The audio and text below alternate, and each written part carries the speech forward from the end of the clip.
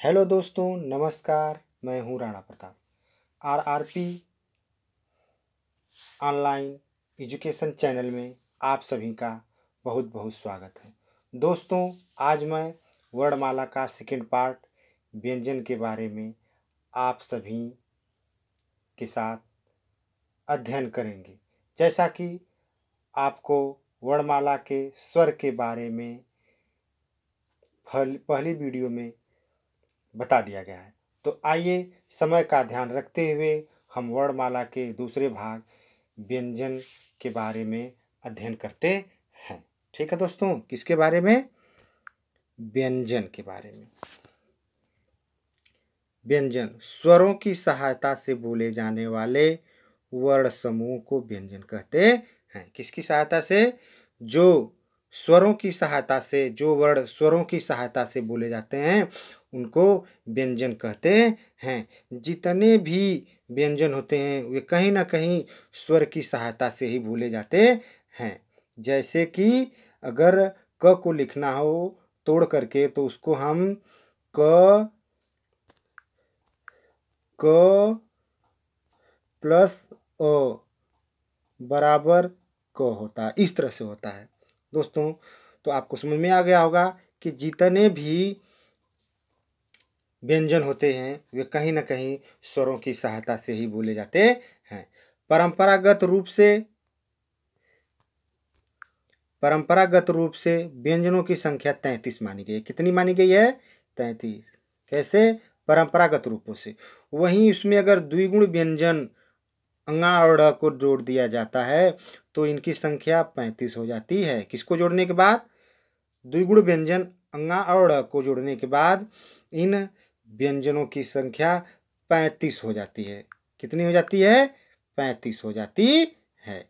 अब हम देखते हैं स्पर्श व्यंजन। अब इसके व्यंजन के जो अनेक भाग हैं उसमें से हम पहले देखते हैं स्पर्श व्यंजन।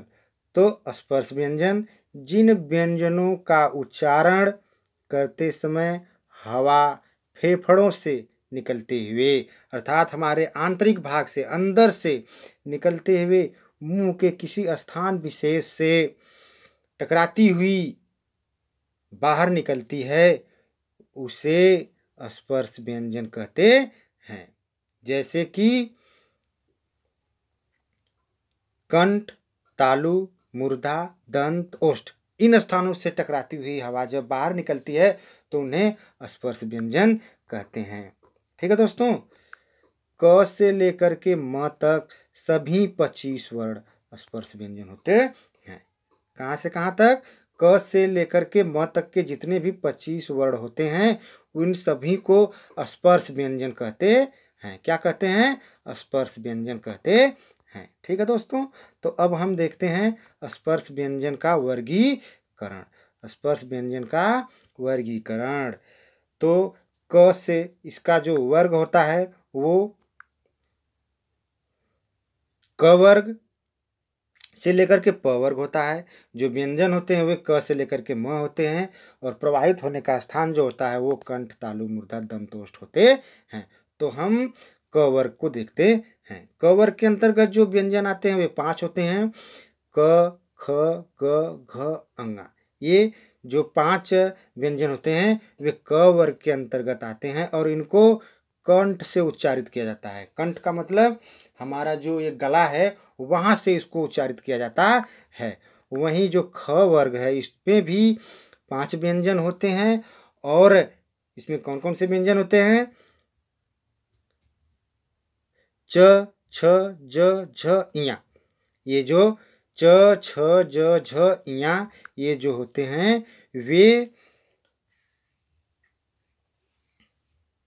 तालु से उच्चारित किए जाते हैं। किससे उच्चारित किए जाते हैं? तालु। अर्थात हमारी जो जीभ होती है वह तालु को स्पर्श करती हुई इन शब्दों को बाहर निकालती है। ठीक है दोस्तों। अब वहीं ट वर्ग के अंतर्गत, किसके अंतर्गत?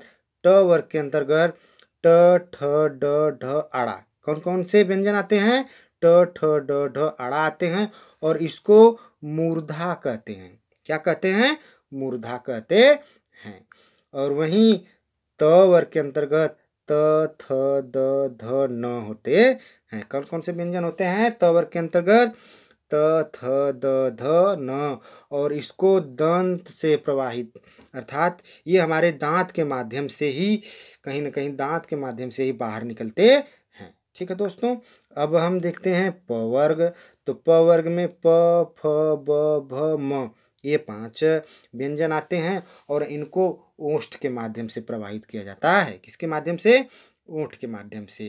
प, फ, ब, भ, म। आप इन जितने भी वर्ग हैं इनके शब्दों को, आप इनके व्यंजनों को बोल करके देख सकते हैं कि ये एकदम सटीक दिया गया है। इसी तरह से ये जो व्यंजन होते हैं वे उच्चारित होते हैं। अब हम देखते हैं इसमें दूसरा स्पर्श व्यंजन या स्पर्श संघर्षी व्यंजन। तो उसके बारे में देखते हैं। स्पर्श संघर्षी व्यंजन जिन व्यंजनों के उच्चारण में वायु, किसके उच्चारण में? स्पर्श संघर्षी व्यंजन के उच्चारण में वायु मुख के किसी स्थान विशेष को घर्षण या रगड़ खा करके बाहर निकलती है। वह बाहर कैसे निकलती है? बाहर वो तालु को स्पर्श करते हुए निकलती है, उसे स्पर्श व्यंजन कहते हैं। एक बार इसको फिर से देख लेते हैं। जिन व्यंजनों के उच्चारण में वायु मुख के किसी स्थान विशेष को घर्षण या रगड़ खा करके अंदर तालु को स्पर्श करते हुए बाहर निकलती है, उसे स्पर्श संघर्षी व्यंजन कहते हैं। क्या कहते हैं? स्पर्श संघर्षी व्यंजन कहते हैं। इसके अंतर्गत च, छ, ज, झ इन व्यंजनों को रखा गया है। वहीं संघर्षी व्यंजन के अंतर्गत संघर्षी वे होता है कि ऐसे व्यंजन जिसको उच्चारित करने में जो हमारी जीभ के माध्यम से संघर्ष पूर्ण तरीके से बाहर निकलते हैं या संघर्ष से बाहर निकलते हैं, उसे संघर्षी कहते हैं। जैसे कि फ, स, ह और ज। कौन कौन से? फ, स, ह, ज और खटखोर वाला स, ये संघर्षी व्यंजन होते हैं। अब हम अनुनासिक व्यंजन के बारे में देखते हैं। अनुनासिक व्यंजन वो होता है जैसे कोई भी व्यंजन मुख और नासिका दोनों के माध्यम से बाहर निकलती है, उन्हें हम अनुनासिक कहते हैं। जैसे कि अंगा, या, अंगा, या, ड़, न और म, इनको हम अनुनासिक कहते हैं। ठीक है दोस्तों, वहीं पार्श्विक अर्थात जो व्यंजन जीभ के हमारे पिछले हिस्से से निकल करके बाहर निकलती है, उसे पार्श्विक कहते हैं। इसके अंतर्गत ल को रखा जाता है। वहीं प्रकंपित, प्रकंपित का मतलब प्रकंपित या लुंठित, जो लुढ़क लुढ़क करके जो शब्द हमारे जीभ से लुढ़क करके बाहर आते हैं, उन्हें प्रकंपित कहते हैं या लुंठित कहते हैं। इसके अंतर्गत र को रखा गया है। ठीक है दोस्तों, अब हम उत्क्षिप्त व्यंजन के बारे में जानते हैं। उत्क्षिप्त व्यंजन उसे कहते हैं जिसके उच्चारण में जीभ पहले ऊपर उठकर मूर्धा को स्पर्श करे और फिर झटके के साथ नीचे आए, उसे उत्क्षिप्त व्यंजन कहते हैं। अंगा और ढ को उत्क्षिप्त व्यंजन कहा जाता है। ठीक है दोस्तों, अब हम देखते हैं अर्धस्वर। अर्धस्वर किसे कहते हैं? तो जिन व्यंजनों के उच्चारण करते समय या जिन व्यंजनों को उच्चारण करते समय यह जल्दी से उच्चारित होते हैं, उन्हें उत्क्षिप्त व्यंजन कहते हैं। यह व, कौन कौन से? यह और व। ठीक है दोस्तों, अब हम इसमें आगे बढ़ते हैं। अब देखते हैं अंतस्थ। कौन सा? अंतस्थ। अंतस्थ का मतलब जो अंदर से हमारे हृदय से जो निकलता है उसे अंतस्थ कहा जाता है। इसके अंतर्गत य, व, र, ल ये जो व्यंजन होते हैं इन्हें अंतस्थ कहा जाता है। वहीं ऊष्म व्यंजन अर्थात जिन व्यंजनों को बाहर निकलने में ऊष्मा प्रभावित होती है, उन्हें ऊष्म व्यंजन कहते हैं। इसके अंतर्गत बड़ा स, खटखोर वाला स, छोटा स और ह ये ऊष्म व्यंजन के अंतर्गत रखे जाते हैं। अब वहीं संयुक्त व्यंजन। कौन सा? संयुक्त व्यंजन। संयुक्त व्यंजन ऐसे व्यंजनों को कहते हैं कि जो दो व्यंजनों के मिलने से बनते हैं, उन्हें संयुक्त व्यंजन कहते हैं। जैसे कि छ, त्र, ज्ञ और स्र।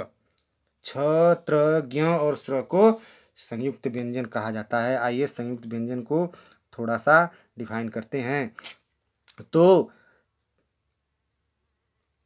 आधा क और खटखोर वाला स के मिश्रण से छत्री वाला छ बना है। वहीं आधा त और र के मिश्रण से त्र का निर्माण हुआ है। वहीं आधा ज और अ के मिश्रण से ज्ञ का निर्माण हुआ है। वहीं आधा बड़ा स और र से स्र का निर्माण हुआ है।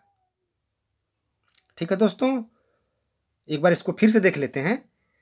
क प्लस स से छत्री वाला छ, त प्लस र से त्र, ज प्लस अ से ज्ञ, बड़ा स और र से स्र, इन व्यंजनों का निर्माण हुआ है। ठीक है दोस्तों, तो मुझे आशा ही नहीं पूर्ण विश्वास है कि आपको ये हमारी वीडियो अच्छी लगी होगी। अगर अच्छी लगी है तो दोस्तों इस वीडियो को लाइक करना न भूलें और हमारे इस चैनल को आरआरपी एजुकेशन को सब्सक्राइब करना भी न भूलें, क्योंकि जब तक आप चैनल को सब्सक्राइब नहीं करेंगे तब तक आपको पूरी वीडियो एक साथ प्राप्त नहीं होगी। तो इसलिए हम कहना चाहते हैं कि आप हमारे चैनल को ज़रूर से ज़रूर सब्सक्राइब करें और दोस्तों वीडियो को लाइक करना भी न भूलें, क्योंकि आपके एक लाइक से हमें मोटिवेशन प्राप्त होता है और आपके लिए कुछ अच्छा करने का दृढ़ संकल्प होता है।